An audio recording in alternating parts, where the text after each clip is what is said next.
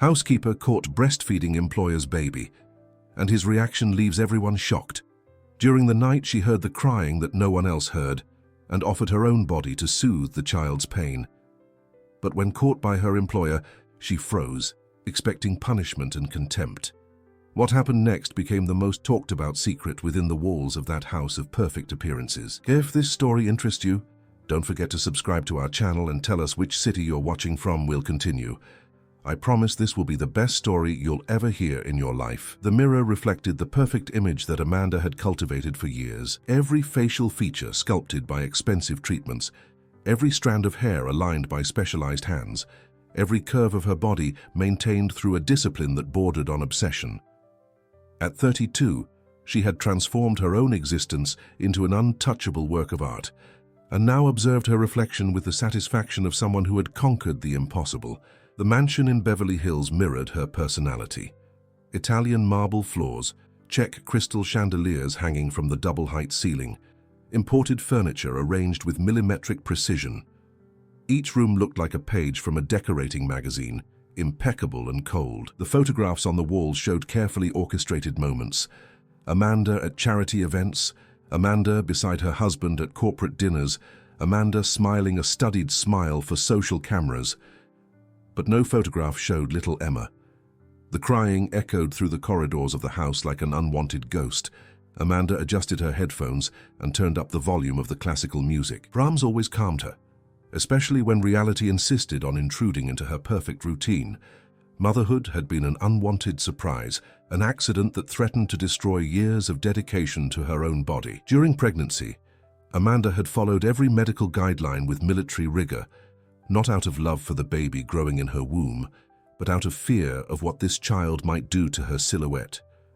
Prenatal exercises, specific diets, treatments to prevent stretch marks, massages to keep her skin firm, all calculated to minimize the damage. And now, 3 months after giving birth, she adamantly refused to breastfeed. Dr. Henry had tried to argue about the benefits of breastfeeding, but Amanda had been inflexible. She claimed milk production problems, hormonal issues, medication incompatibility. Well-crafted lies that the doctor accepted with resignation. The truth was simpler and crueler. Amanda couldn't bear the idea of her body being used, deformed, sucked by another person, even if it was her own daughter. Michael arrived home increasingly late from work. A successful executive at a multinational company, he had always found in his corporate routine an escape valve from domestic pressures. But lately, even the numbers and spreadsheets couldn't distract him from the discomfort he felt when entering his home. The heavy silence, broken only by Emma's persistent crying, created an atmosphere that suffocated him. He observed Amanda from a distance, still admiring her impeccable beauty, but feeling a growing distance between them. She remained the same stunning woman he had fallen in love with, but something had changed. Motherhood, instead of bringing them closer, seemed to have created an insurmountable abyss. The nannies succeeded one another with disconcerting turnover.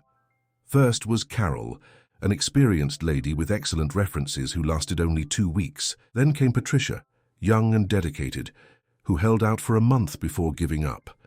The third was Lucy, who left without even giving notice, leaving only a polite note about incompatibility of methods. They all cited different reasons, but Michael perceived the pattern. Emma's constant crying, Amanda's coldness, the tension that permeated every corner of the house. The child seemed inconsolable, rejecting bottles, refusing the caregiver's arms, manifesting an anguish that no one could decipher. That's when Maria appeared. She hadn't come looking for work as a nanny.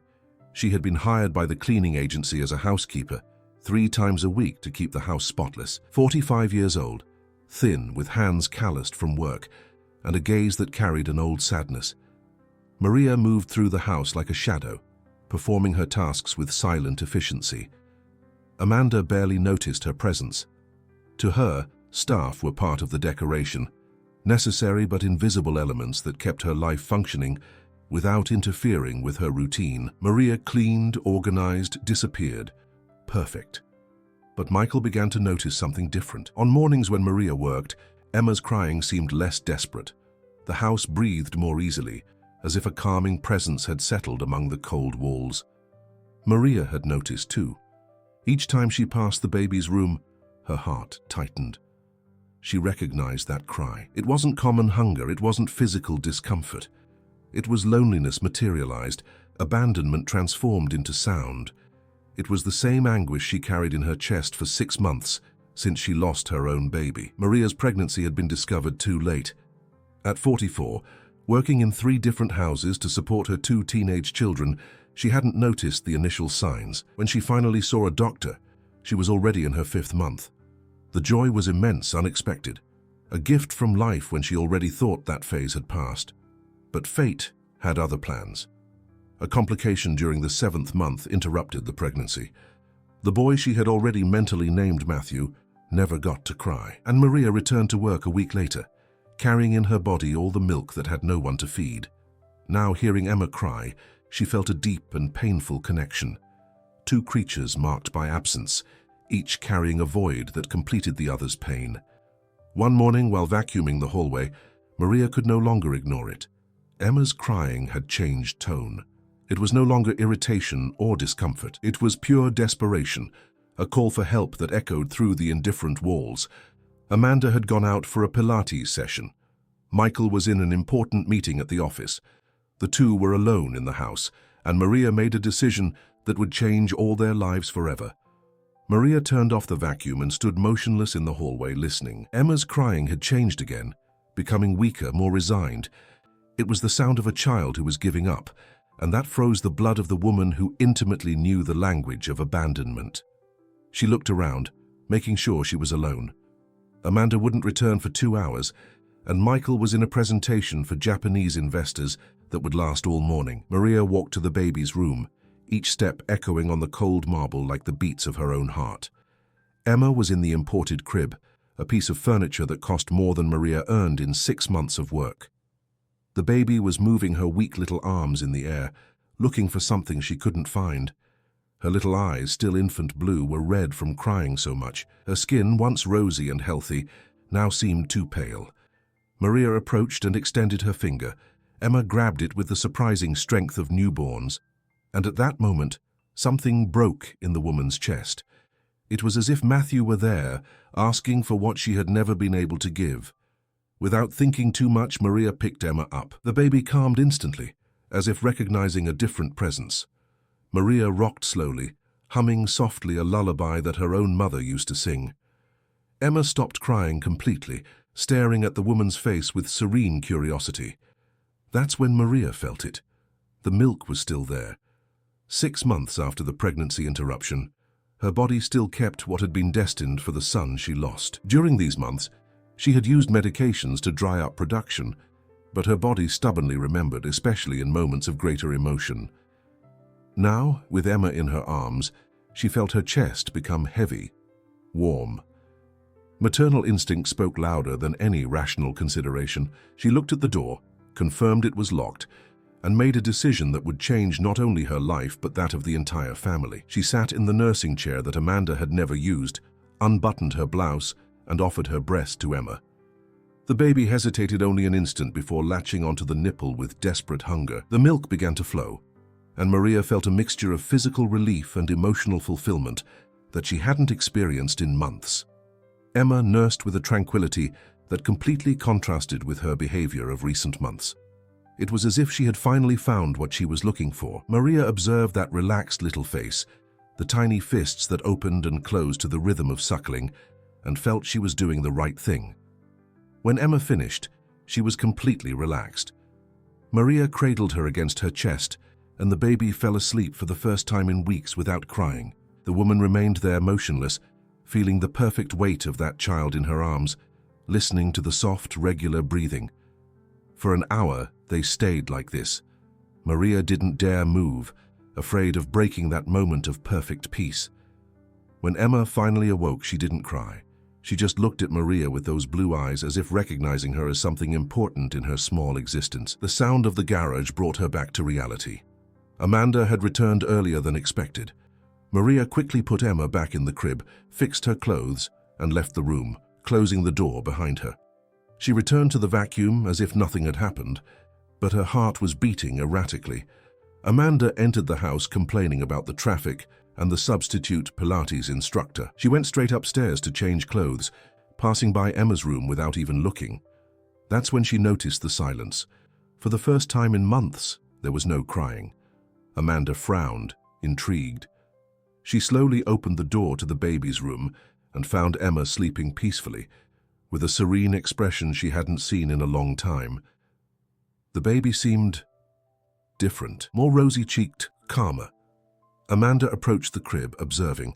Emma was breathing normally, without the hiccups that usually accompanied her rare moments of rest. There was something in the baby's expression, a satisfaction that Amanda couldn't identify. She went downstairs thoughtfully. Maria was cleaning the living room, moving with her usual discretion. Amanda observed her for a moment, trying to identify if there was something different. The woman seemed more alive somehow. There was a glow in her eyes that Amanda hadn't noticed before. When Michael came home for lunch, he found an unusual scene. Amanda was sitting at the table eating her usual salad, but there was something different in her posture. She seemed less tense. "Emma is strangely calm today," Amanda commented without raising her eyes from her plate. Michael went up to check and found his daughter sleeping deeply. He stood watching for a few minutes, trying to identify what had changed. Emma looked healthier, more rosy-cheeked. Had she gained weight? It was hard to tell, but she definitely looked different. During lunch, Michael commented on the improvement in Emma's behavior. Amanda attributed the change to the new imported formula she had specially ordered from Switzerland, an organic product that cost a fortune but which, according to parenting magazines, was the closest thing to breast milk. Maria, discreetly cleaning the adjacent living room, heard the conversation with a mixture of sadness and irony. The Swiss formula was untouched in the pantry. What had transformed Emma was right there, in her own body, in the milk she still kept for the son she never got to raise.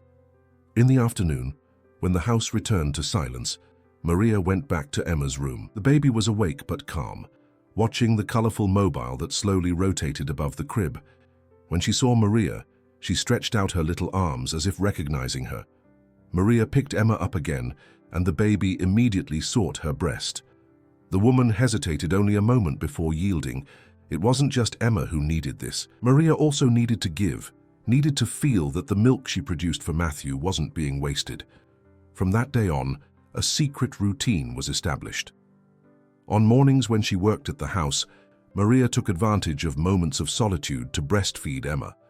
The baby began to visibly flourish. She gained weight, her skin acquired a healthy rosy tone, she began to sleep better and for longer periods.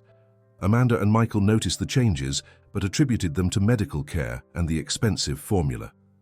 Dr. Henry, during routine checkups, praised Emma's development, commenting on how she seemed like a completely different baby. Maria worked with more lightness, feeling that finally her presence in that house had a purpose, greater than simply keeping everything clean and organized.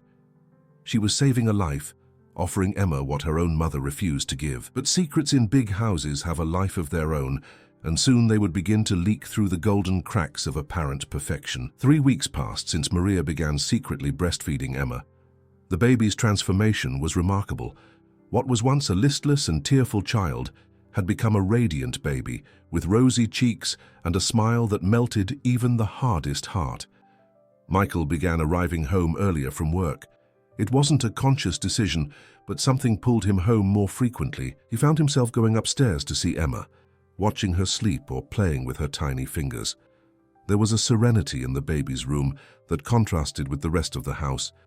Amanda noticed the change in her husband, but interpreted it as renewed interest in their daughter due to the child's calmer behavior. She herself felt less irritated by Emma's presence now that the constant crying had ceased. The house had returned to having the tranquility she so valued. One Thursday afternoon, Michael decided to work from home to participate in a video conference with American clients. He set up in the office, but the connection presented technical problems, forcing him to reschedule the meeting. It was mid-afternoon. Amanda was in an acupuncture session, and he decided to take advantage of the time to check some reports on his laptop. That's when he heard a strange sound coming from upstairs. It wasn't crying, but a kind of melodious murmur, as if someone was singing softly.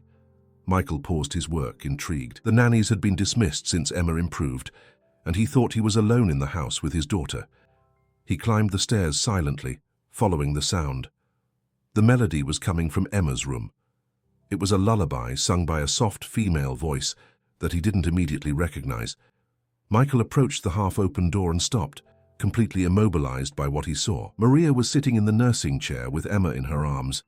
The baby was nursing peacefully at the woman's breast, who was softly singing while caressing the child's fine hair. The scene was one of intimacy and naturalness that Michael had never witnessed between Emma and anyone else. For a long moment he stood there, processing what he saw. It wasn't shock or indignation he felt, but something more complex. It was like observing a puzzle finally coming together. All the changes in Emma, all the transformation of the house, everything made sense now. Maria noticed the presence at the door and raised her eyes, meeting Michael's gaze. Her heart raced and she immediately began to stand up, trying to cover her breast and move Emma away, who protested with a small whimper. "Mr. Michael, I can explain," began Maria, with a trembling voice. "The baby was crying so much and I—" Michael raised his hand, interrupting her. He entered the room and closed the door behind him. Maria expected shouting, immediate dismissal, perhaps even threats. But Michael only approached and observed Emma, who now looked at him with those serene blue eyes. "For how long?" asked Michael, his voice lower than normal. 3 weeks, admitted Maria, still prepared for the worst. "Mr. Michael, I know I had no right, but she was suffering so much and You had milk." The question caught Maria by surprise. She lowered her eyes, trying to find words to explain the inexplicable. "I lost a baby a few months ago," she finally said. "My body still remembers." Michael sat in the chair next to the armchair, watching Maria continue to breastfeed Emma. There was something deeply moving in that scene, a connection he had never seen between his daughter and any other person, including her own mother. "She looks different," commented Michael. "Healthier, happier." "She was hungry," said Maria simply. "Not hungry for food, but hungry for affection, for being held, for human warmth. Formula feeds the body, but it doesn't feed the soul." Michael remained silent for a long time, observing his daughter. Emma had finished nursing and now played with Maria's finger, emitting small sounds of contentment that he had never heard before. "Amanda can't know about this," Michael finally said. Maria nodded, understanding the complexity of the situation. "I understand if you want to fire me." "Fire you?" Michael looked at her with genuine surprise. "Maria, you did for my daughter what no one else could. Look at her. When was the last time you saw Emma so calm?" It was true. Emma was radiant, playing with her own little fingers, completely relaxed in Maria's arms. There was no trace of the anxiety that had characterized her first months of life. "But Mrs. Amanda doesn't need to know the details," said Michael. "At least not now. First, I need to better understand this whole situation." Maria gently rocked Emma until she fell asleep. When she placed her in the crib, the baby didn't protest, just nestled in the soft sheets and continued sleeping peacefully. "Thank you," said Michael, surprising Maria. "Thank you for caring for her when no one else knew how." In the days that followed, a silent complicity was established between Michael and Maria. He began creating opportunities to be at home during the times she worked, not to watch her, but to observe the interaction between Maria and Emma. It was fascinating to see how the baby reacted differently in Maria's presence. Her little eyes would search for her when she entered the room. She would stretch her arms in the woman's direction and instantly calm in her arms. There was a connection that transcended any logical explanation. Michael began questioning many things about his own life, about the choices he had made, about the kind of father he was being. Seeing Maria with Emma awakened in him a desire to be more present, to participate more actively in raising his daughter. One night, during dinner, Amanda casually commented on Emma's continued improvement. "Dr. Henry said she's developing perfectly," she said, delicately cutting a piece of grilled salmon. "He said she seems like a completely different baby. I think we finally got the formula right." Michael almost choked on his wine. "You think it's just the formula?" "Of course. And the vitamin supplements I included in her routine. Investing in quality products always pays off." Michael observed his wife. With her impeccable beauty and her unshakable confidence in her own theories, Amanda genuinely believed that her decisions and purchases had been responsible for Emma's transformation.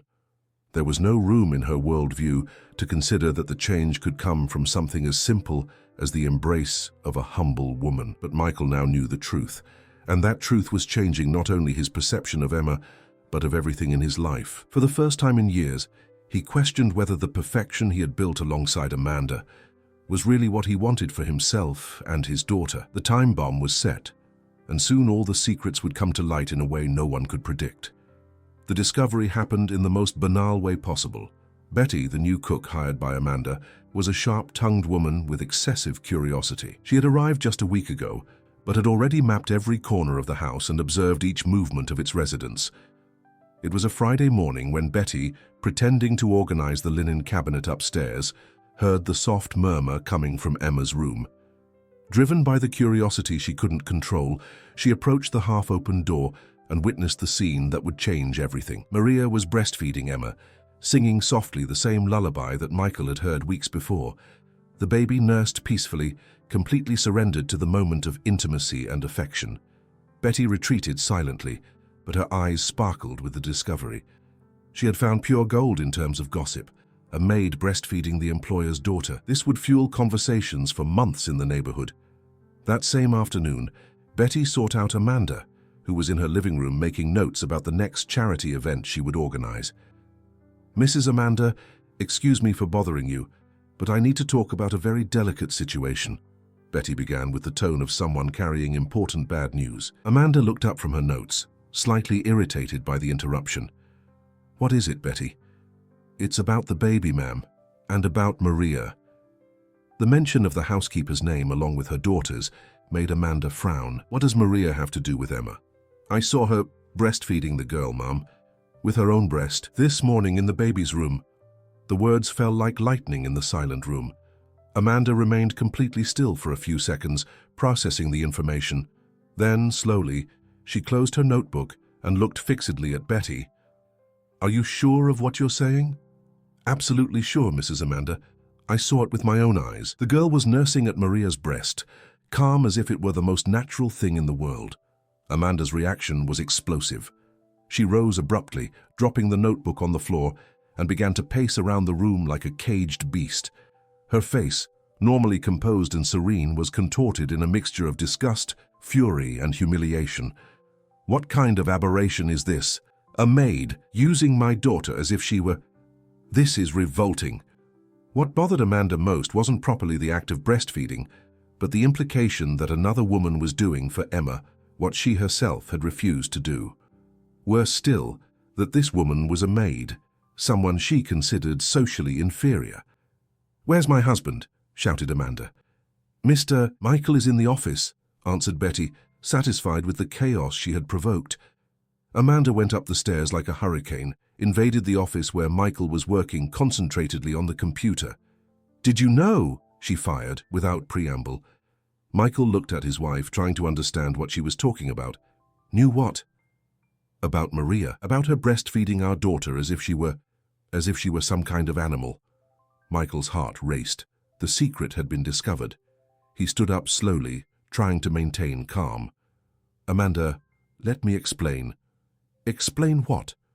"That you allow a maid to treat our daughter as if she were her own. That you let her use our baby to satisfy her own primitive instincts."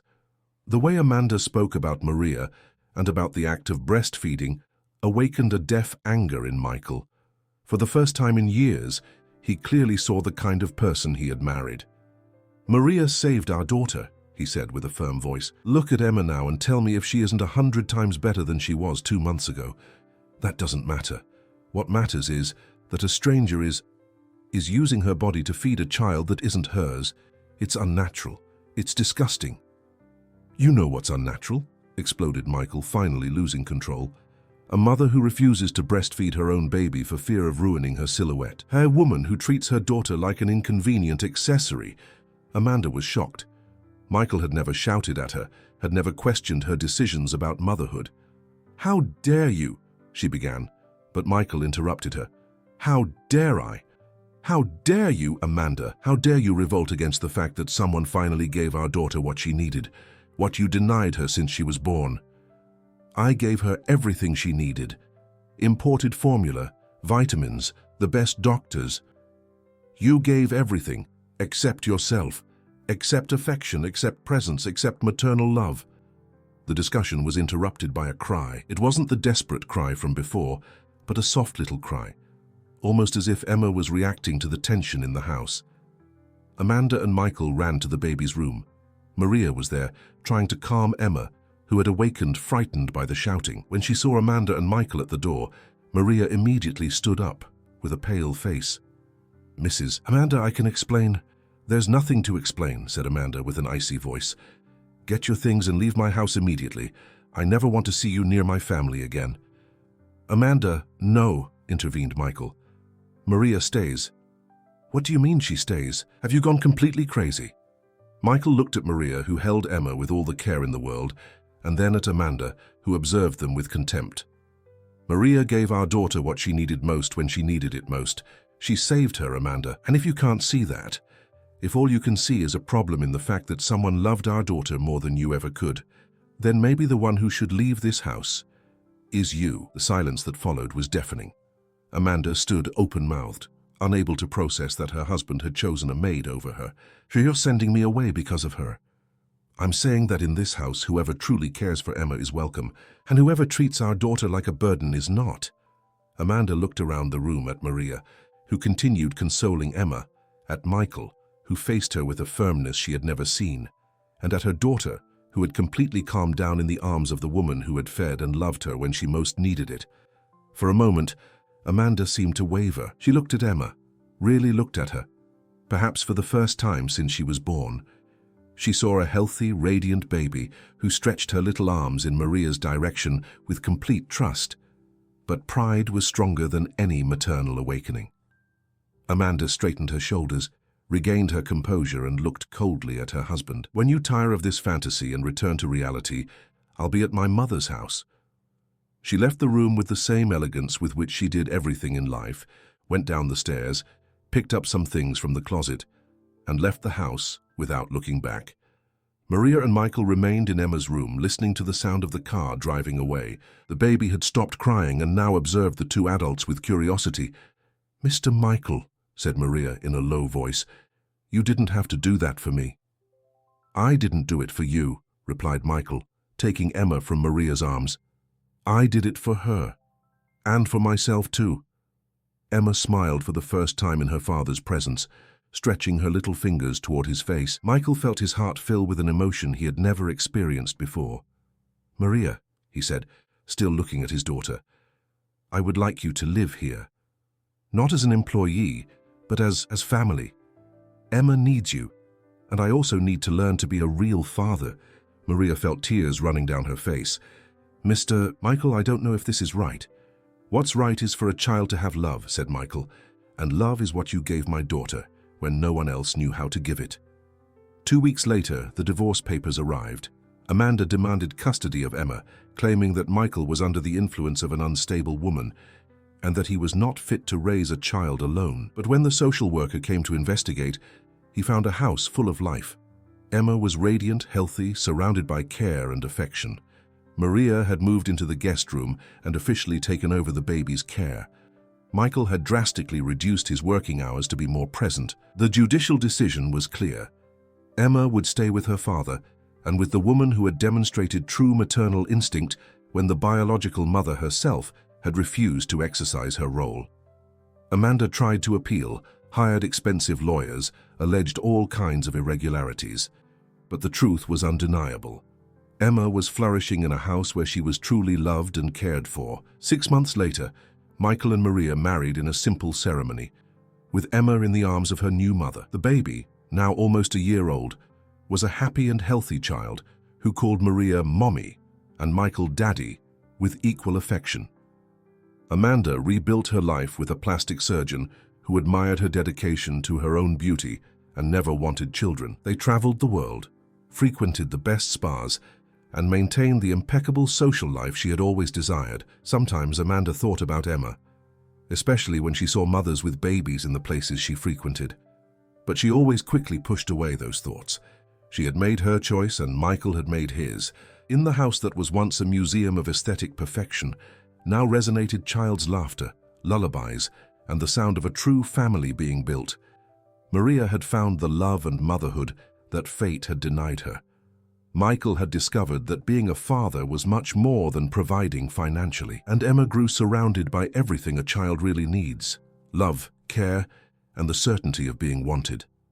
The milk that Maria had saved for Matthew found its purpose in Emma, and the love she had prepared to give to the son she lost flourished completely in the child she gained to raise as her own. Some stories don't need grandiose endings or spectacular twists. Sometimes the greatest miracle is in the simplicity of true love, overcoming the complexity of social appearances. The end of the story. Dear listeners, we hope that the story of Maria, Michael, and Emma has deeply touched your hearts. This narrative shows us that true love knows no social barriers, and that real motherhood goes far beyond biological ties. To continue this emotional journey with us, we've prepared a special playlist with equally captivating and transformative stories. You can find it by clicking here. If this story awakened emotions in you, don't forget to subscribe to our channel and leave your like on the video. Every day we bring unique narratives that explore the complexity and beauty of human relationships. Leave your comment telling how this story impacted you and what themes you would like to see in upcoming narratives. Your participation is fundamental to building together this community of people who believe in the transformative power of good stories. Until our next emotional journey.